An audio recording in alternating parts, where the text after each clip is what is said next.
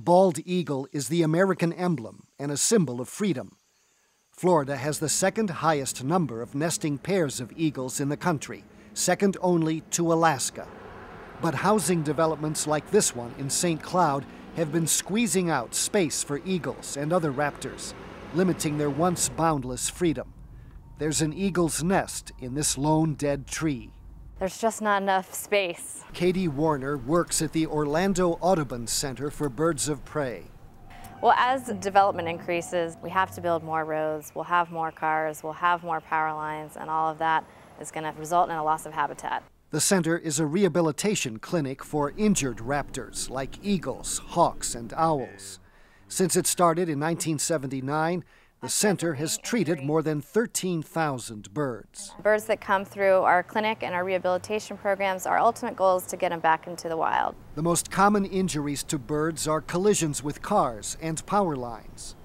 How do birds that fly so high get hit by cars? Roadkill. They're opportunistic feeders, so sometimes they may go in for a fresh kill that has gotten killed by a car. So, as well as fish hunters, they will take opportunities as well to get their food. About 600 birds come into the clinic each year. The ones that can recover are placed into flight barns like this one, where they begin the rehabilitation process. These eagles have wing injuries that make it difficult to fly. We practice their sight, their flight, their strength. Certainly, if their appetite's good, all of that to take into consideration before we release them back into the wild. About 40% of the birds that come here make it back into the wild.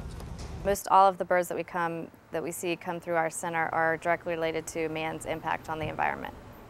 Some developers try to minimize their impact on endangered species. If you're going to develop, obviously you're going to impact the environment. You try to make those impacts as minimal as possible, as well as protecting and enhancing the current state of affairs for environment. The Audubon Society works with developers to mitigate the impacts to endangered birds in the area.